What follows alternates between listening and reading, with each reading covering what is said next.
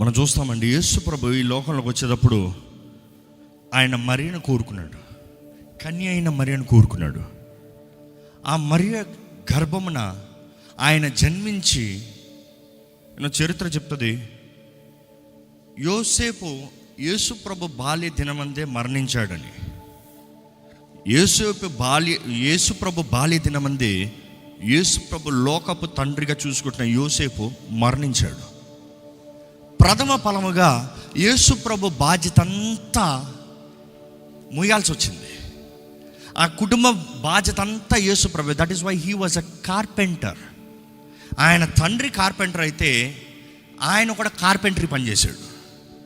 ఆయన నేర్పించేది ఏంటంటే, ఆ సిలువ మీద నుండి కూడా మన జీవితంలో ఉన్న రిలేషన్షిప్స్ అంతా సంబంధాలని తెంపుకోకూడదండి. సంబంధాలని కాపాడుకోవటం చాలా కష్టం, సంబంధాలని తెంపుకోవటం చాలా కష్టం.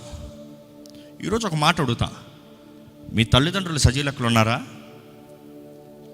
ఎంతవరకు మీ తల్లిదండ్రులతో సంబంధం ఉంది? మీ అన్నదమ్ములు అక్కా చెల్లెలు సజీవ లెక్కలు ఉన్నారా? ఎంతవరకు వారితో మీకు సంబంధం ఉంది? ఈరోజు మీకు వారితో సంబంధము లేకపోతే మీరు క్రీస్తుని వెంబడించేవారు కాదండి.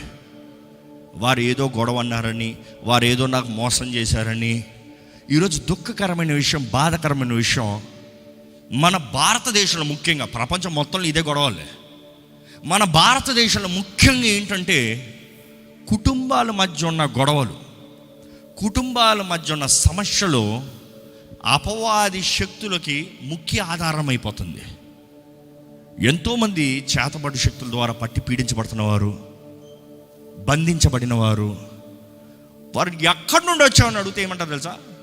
వాళ్ళ సొంత అక్కే, వాళ్ళ సొంత పిన్నే, వాళ్ళ రక్త సంబంధులే ఆ మనిషికి విరోధంగా పంపిస్తారు. ఈ విజయవాడలో చాలా ఎక్కువ అండి, అవును కదా? ఎక్కడ చూసినా రక్త సంబంధులే రక్తాన్ని చిందించేలాగా చేస్తున్నారు. ఈరోజు మీ వారితో సరైన సంబంధాలు ఉన్నాయా?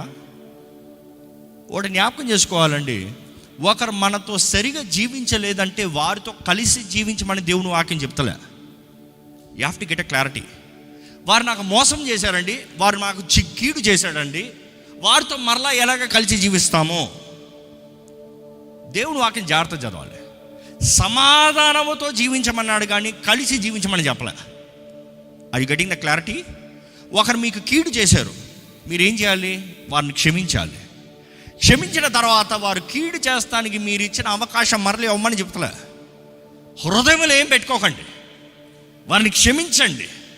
వారి బలహీనత తెలిసిన మనము వి ఫర్గివ్ దెమ్. క్షమించి ఏం చేస్తాం తెలుసా? మన దారిలో మనం పోతాం, వారి దారిలో వారు రుదుతాం. కానీ బాగున్నావా, దేవుడు నిన్ను ఆశీర్వదించును కాక, నువ్వు మంచిగా ఉండాలి, నువ్వు వర్ధిల్లాలి, నీ జీవితం బాగుపడాలి, నేను నీ కొరకు మేలే కోరతాను కానీ కీడును కోరను. అర్థమవుతుందండి? ఈరోజు చాలామంది ఎలాగంటే గొడవలు, కుటుంబాల్లో గొడవలు, అన్న తమ్ముల మధ్య గొడవలు, రక్తం చిందించేలాగా గొడవలు, కొట్లాడుకుంటాం, చంపుకుంటాం. ఎంత ఘోరం అండి, ఎంత ఘోరం. యేసు ప్రభు సిలువలో మనకు నేర్పించేదంటే, his teaching as value relationship.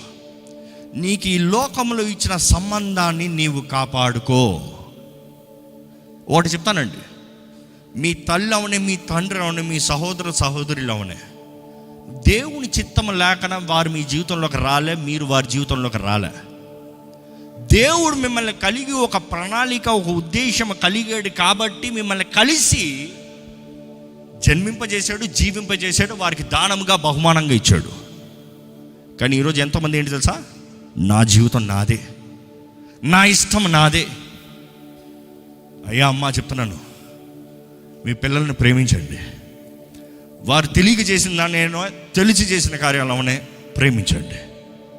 బిడ్డలకు చెప్తున్నాను, మీ తల్లిదండ్రులని గౌరవించండి, సన్మానించండి. దేవుడు మనకిచ్చిన తల్లిదండ్రులు, మనము దేవుని ఎలాగ గణపరుస్తామో మన తల్లిదండ్రులను అలా గణపరచాలని దేవుడు ఆశపడుతున్నాడు. కంటి ముందు కనబడే మనుషుల్నే మనం గౌరవించకపోతే కనబడని దేవుని గౌరవిస్తామా? ఈరోజు చాలామంది గౌరవం అంటే ఏదో కొన్ని బహుమానాలు, కొన్ని బట్టలు, కొన్ని గిఫ్ట్లు ఇచ్చేది. కొంతమంది ఉంటారండి, డబ్బు బోల్డ్ ఉంటుంది, ప్రేమ లాఫ్ట్ ఉండదు, కానీ అది ఏదో పంపించేస్తారు. System and routine. ఇప్పుడు అమెరికా ఇలాంటి దేశాలు చూసారనుకో, క్రిస్మస్ వచ్చిందో ఒక గ్రీటింగ్ కార్డ్ పంపించేయి, బర్త్డే వచ్చిందో ఒక కేక్ పంపించేయి. ఇదే ఏదో ఒక సిస్టమేటిక్, అంతే. డబ్బులు ఉన్నాయి, అది కొట్టు వెళ్ళిపోతుంది. కానీ హృదయంలో ప్రేమ, గౌరవం ఉండాలనేది యేసుప్రభు తెలియజేస్తున్నాడు. యేసుప్రభు పరిస్థితి అప్పటికే చూస్తే రక్తపు ముద్దగా వేలాడుతున్నాడు. మాట రావట్లే. ఎంతో కష్టంతో ఆయన వేదనతో మాట్లాడుతున్నాడు. చూడండి, ఒక మనిషి చనిపోయే ముందు ఉన్న మాటల్లో చివరి మాటలు ఎంతో ముఖ్యం. ఎంతో ఘనమైన వారు చనిపోయే ముందు మాట్లాడింది ఏంటి తెలుసా? అయ్యో పోయిందే, అయ్యో ఓడిపోయానే, అయ్యో కాపాడండి, నాకు దిక్కు లేదా, ఎలాంటి మాటలు. విక్టోరియా రాణి ఎంతో గనురాలిన రాణి, ఇప్పుడున్న కాదు, ఇంకా ముందున్న రాణి, తన జీవిత ఇంకా లాస్ట్లో, ఇంకా చివరి ప్రాయంలో ఇంకా చనిపోతారని చెప్పారు వైద్యులు. ఆమె అయితే, నేను ఎంతైనా డబ్బులు ఇస్తా, నన్ను బ్రతికించండి, నేను ఎంతైనా ఖర్చు పెడతాను, సెకండ్కి నీకు కోట్లు ఇస్తా, నన్ను బ్రతికించండి అని ఏడుస్తూనే గోల పెట్టి చనిపోయింది. కానీ ఇక్కడ యేసుప్రభు చూస్తే ఆయన అంత వేదనలో, అంత భారములో, అంత దుఃఖములో ఆయన సిలువ మీద నుండి అనుకుంటానండి, ముఖమంతా రక్తం, ముళ్ళ కిరీటం రక్తం, పెద్దగా ఏమి కనబడదు. మనకు కొద్దిగా నీళ్ళు మన మొహం మీద పడతానే కళ్ళు ఏం కనబడవు. అందులో ఆయన చేతులు మేకులు కట్టబడ్డాయి. కానీ ఆయన రక్తంలో ఆయన తన తల్లిని చూశాడంట.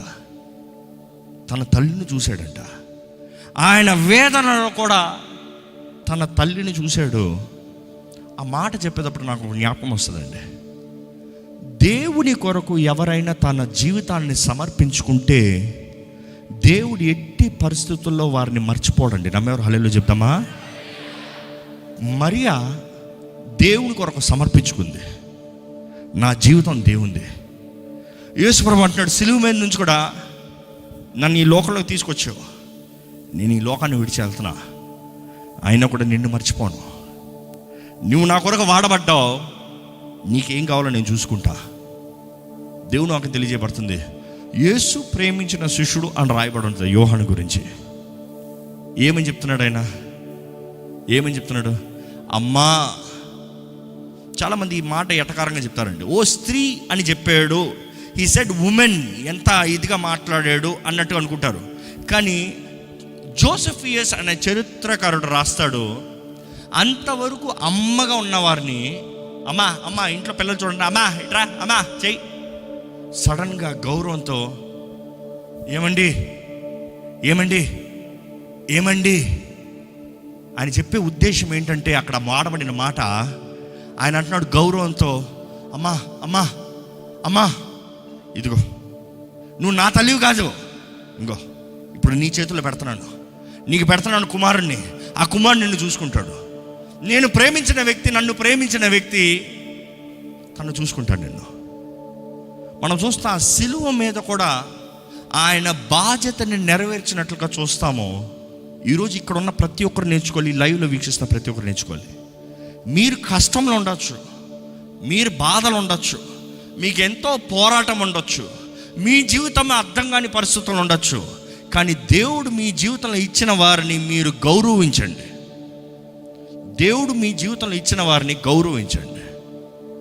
ఈరోజు ఇక్కడ నుండి వెళ్తున్న మనం జ్ఞాపకం చేసుకోవాలండి. దేవుడు మన జీవితంలో పెట్టిన ప్రతి ఒక్కరిని ఆయన కోరుకుని పెట్టాడు. ఎంతోమంది మీ తల్లిదండ్రుల దగ్గర నుండి మీరు దీవెన పొందుకుంటలేదు. కారణం ఏంటంటే మీరు వారిని గౌరవిస్తలేదు. Until you honour the blessing will never release. మీరు ఘనపరుస్తనే కానీ అక్కడ నుండి ఏం పొందుకోలేరండి. దేవుడు నాకు తెలియజేస్తుంది, మనల్ని మనం తగ్గించుకుంటూ ప్రేమతో, సమాధానంతో, గౌరవంతో దేవుడు మన జీవితంలో పెట్టిన వారందరి నిమిత్తమై, ముఖ్యంగా ఏంటంటే దేవుడు మన జీవితంలో పెట్టిన వారందరి గురించి మనం లెక్కప్ప చెప్పాలి. తెలుసా మీకు అది? మీ సహోదరుల గురించి మీరు లెక్కప్ప చెప్పాలి, మీ అమ్మ నాన్న గురించి మీరు లెక్కప్ప చెప్పాలి, తల్లిదండ్రులు మీ బిడ్డల గురించి లెక్కప్ప చెప్పాలి. దేవుడు ఒక ఉద్దేశంతో మీ జీవితంలో పెట్టిన ప్రతి ఒక్కరి గురించి లెక్కప్ప చెప్పాలి. ఏమని చెప్తారో నిర్ణయించుకోండి. నేను అనుకుంటాను, యేసుప్రభు అయితే నా బాధ్యతను ముగించి వెళ్తున్నా, నా తల్లి, నేను చూసుకున్న తల్లి, నేను పెంచిన తల్లి, నన్ను పెంచిన తల్లి, కానీ నేను పెంచిన తల్లి. అనుకో చూడండి, యేసుప్రభు తల్లిని కాపాడుంటాడా? తల్లి యేసుప్రభుని కాపాడుంటుందా? బాల్యదినంలో రైట్. దాని తర్వాత దేవుడండి, దేవుడు తోడుంటే, ఇమ్మానువేల్ మన తోడుంటే మనకేమైనా తక్కువ? ఇమ్మానువేల్ మన తోడుంటే ఏ గొప్ప కార్యాలు చేసి ఉండడా? అనుకుంటుండే ఆయన చేసిన మొదటి అద్భుతం, రాయబడిన అద్భుతాల్లో ద్రాక్షారసం, నీటిని ద్రాక్షారసంగా మార్చాడు. తల్లి వచ్చి అంటుంది, అయ్యా ద్రాక్షారసం అయిపోయింది, చెయ్యి అంటే. ఆ తల్లికి ఏదో ఒక అనుభూతి ఉంది, ఈయన అద్భుతాలు చేస్తాడు. Which means he was responsible. అంతమంది ఉంటే యేసుప్రభు పెళ్ళి అటెండ్ అవుతానికి వెళ్తే యేసుప్రభు దగ్గరకు వచ్చి తల్లి నువ్వు చేయవా అంటుంది. అర్థమేంటి? ఆయన అప్పటికే సహాయంగా ఉన్నాడు కాబట్టి. అనుకుని చూడండి, మీ ఇంట్లో పని చేయడు ఎవరన్నా ఒకడు ఉన్నాడు, వాడి దగ్గరికి వెళ్ళి పని చెప్పి ముఖ్యమైన పని చేయమంటారా? అతి అవసరమైన సమయంలో వాళ్ళకి పని అప్పు చెప్తారా? అబ్బా, ఎవరైతే నమ్మకంగా చేస్తారో వాళ్ళని పిలుస్తారు, ఎవరైతే నమ్మకం ఉంటారో వారిని కోరుతారు. యేసుప్రభు జీవితం కూడా అన్ని విషయంలో మాదిరిగా ఉందండి. సిలువు మీద ఆయన ఆ నొప్పితో వేదనతో వేలాడుతూ ఆయన ఒకటి అంటున్నాడు, అమ్మా ఇదిగో నీ కుమారుడు. యోహాను అంటున్నాడు, ఇదిగో నీ తల్లి. ఆ రోజు నుండి యోహాను తన తల్లిగా మరియను చూసుకున్నాడని. యేసుప్రభు సిలువలో వేలాడినప్పుడు మనం అర్థం చేసుకోవాలి, ఆయన చెప్పిన ప్రతి మాట మనకి జీవం అండి. ఆయన చెప్పిన పలికిన ప్రతి మాట మనకి జీవిత విధానం అండి. ఆయన చెప్పిన ప్రతి మాట మనం నేర్చుకోవాలి, మనం గౌరవించాలి. ఈరోజు దేవుడు అంటాడు, ఆనర్, గౌరవించు, నీ తల్లిదండ్రులు కాపాడుకో.